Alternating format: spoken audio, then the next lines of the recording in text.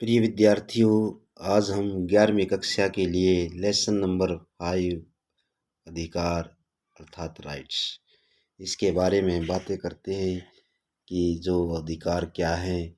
सबसे पहले हम जो इसकी भूमिका के बारे में बताते हैं कि अधिकार और कर्तव्य राजनीतिक विचारकों के अध्ययन का एक महत्वपूर्ण विषय रहा है। जब से बुद्धिजीवी वर्गों ने इसके बारे में संगठन, समाज और राज्य, व्यक्ति, समाज के संबंधों को गंभीर अध्ययन करने का आरंभ किया, तब से जन व्यक्ति के अधिकार और कर्तव्य महत्वपूर्ण हो गए। अधिकारों के लिए भी विश्व में बहुत सी क्रांतियाँ आई। अधिकार के प्रश्न पर अनेक है जो यादें लिखी गई। अधिकार को लेकर के ही प्रथम और द्वितीय महायुद्ध भी, विश्व के अनेक अंतर्राष्ट्रीय संगठनों का गठन अधिकारों की सुरक्षा के लिए किया गया। आधुनिक युग में प्रजातंत्र के समय अधिकारों को और भी अधिक महत्व बढ़ गया। राजनीतिक दल, सरकार, व्यक्ति और समस्याओं के द्वारा अधिकारों की ही बात की जाती है। प्रजातंत्र के युग में प्रत्येक जो राजनीतिक दल है उसके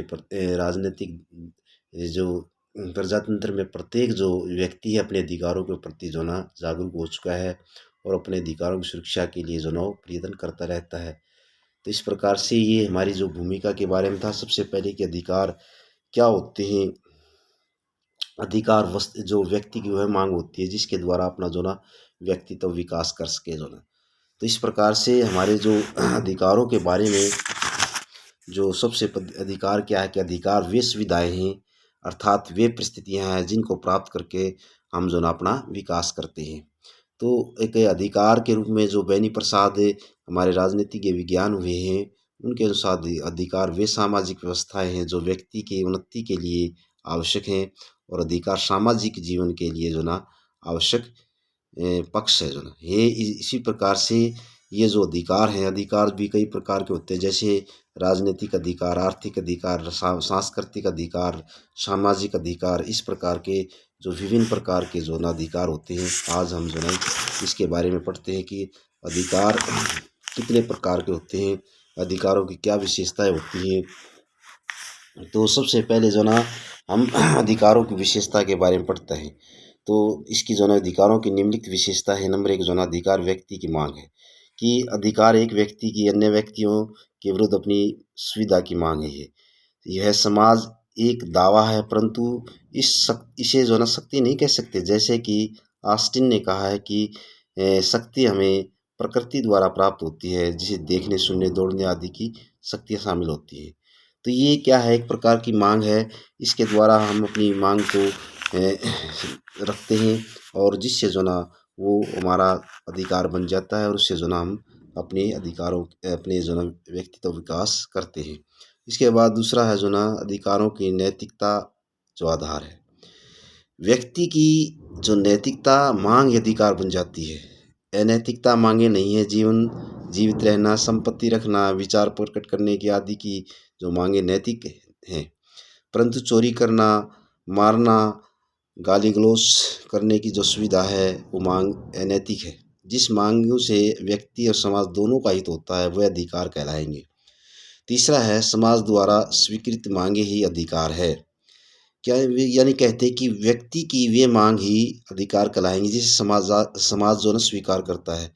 व्यक्ति द्वारा जबरन प्राप्त की गई सुविधा अधिकार नहीं कहलाती। तो हमारी जो इसमें कहा गया है कि समाज के द्वारा जो स्वीकृत की जाती मांगे वही अधिकार होती हैं। जो व्यक्ति द्वारा जबरन प्राप्त की वो सुविधाएं अधिकार नहीं होंगे।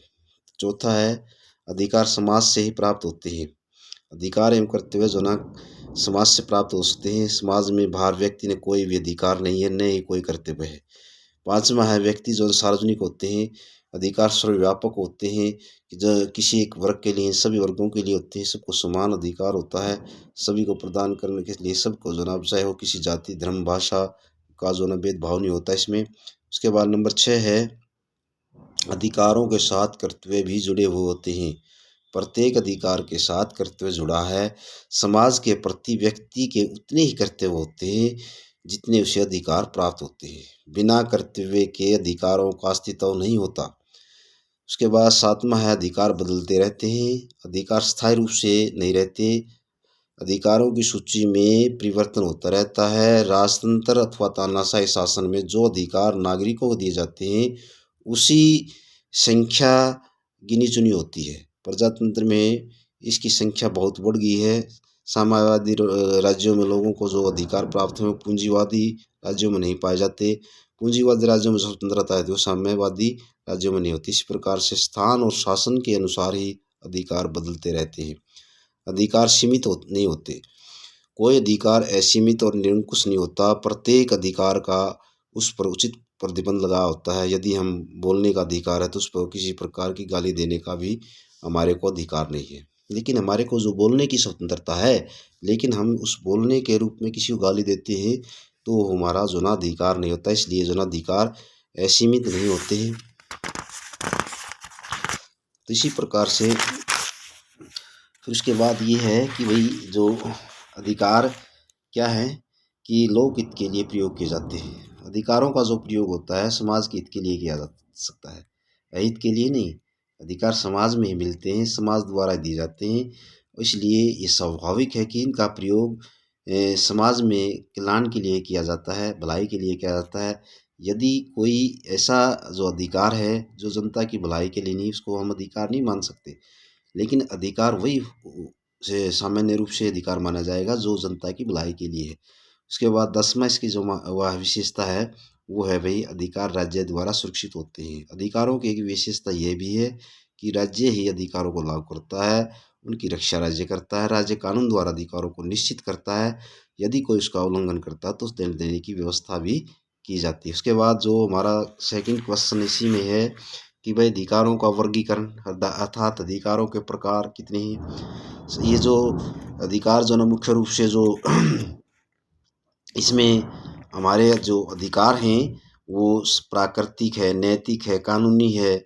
इस प्रकार के जो अधिकार हैं, सामाजिक है, राजनीतिक, आर्थिक है, ये सभी प्रकार के जो हमारे राजनीतिक अधिकार हैं ना हमारे अधिकार हैं।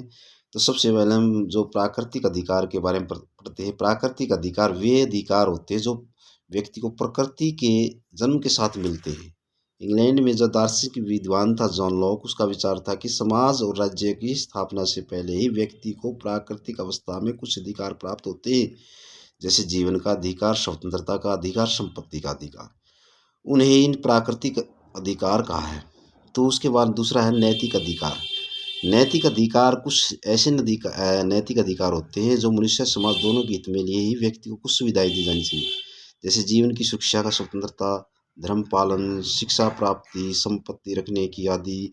ये सुविधाएं देने के लिए मनुष्य को भलाई हो सकती है। तो इससे समाज भी उन्नत होगा। इसलिए समाज स्वेच्छा से इन अधिकारों को जो ना प्रदान करता है। जब तक ऐसे अधिकारों के पीछे कानूनी मान्यता दबाव नहीं रहता तो वे नैतिक अधिकार कहलाते हैं।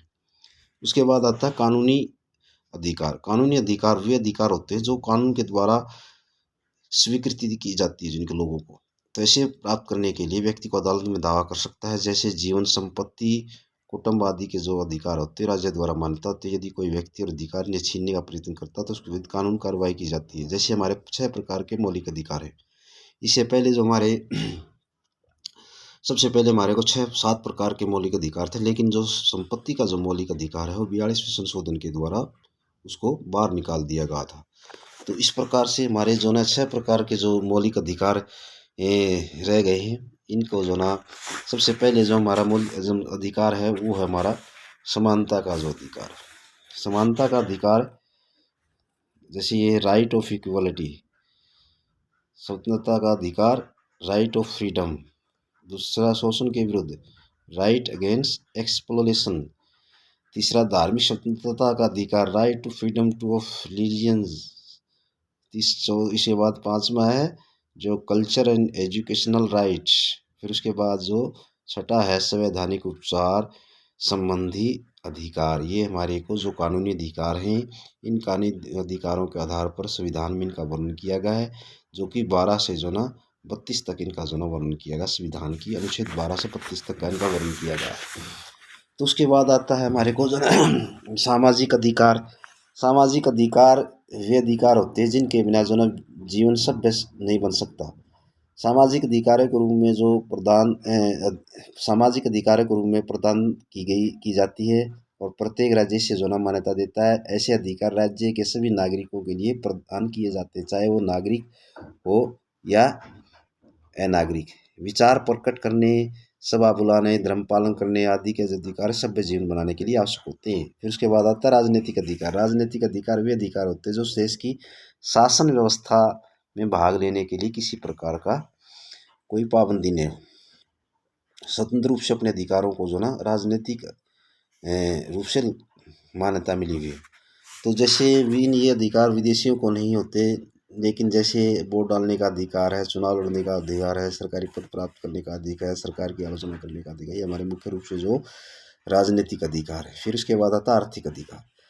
आर्थिक अधिकार वे सुविधा जिनके बिना व्यक्ति का अधिकार उन्नति नहीं कर सकता। आधुनिक राज्यों के प्रत्येक नागरिक को काम प्राप्त करने, उचित परिश्रम लेने, अवकाश प्राप्त करने आदि के लिए अधिकार देना भी जरूरी है। ये प्राय देखा गया गरीबों लोगों का शोषण होता हुआ देखा गया है, और उन्हें जो ना जीवन निर्वाह के लिए बहुत से साधन पर्याप्त नहीं होते, लेकिन वो कल्याणकारी राज्य नहीं कहलाएगा। कल्याणकारी राज्य वही कहलाएगा जिसमें जो ना आर्थिक अधिकार सभी लोगों को समान रूप से प्राप्त किए गए हों। तो ये हमारे जो ना मुख्य रूप से जो ना इसमें प्रश्न बनते थे यही कि जो मौलिक है ना जो अधिकार क्या है, अधिकारों की विशेषता क्या है और ये कितने प्रकार के होते हैं। तो प्यारे विद्यार्थियों, इसमें जो ना मुख्य रूप से जो ये हमारा 5वां लेसन था, इस 5वें लेसन में ये जो मुख्य रूप से प्रश्न थे, इन प्रश्नों को आपने याद करना है और साथ में लिख करके भी देखना है। यदि किसी को जो ना आप इसके बारे में समझ में नहीं आया तो आप इसके जो ना हमारे से फ़ोन के माध्यम से डिस्कस कर सकते हैं, और आपने इनको जो ना लिखना भी है और याद भी करना है।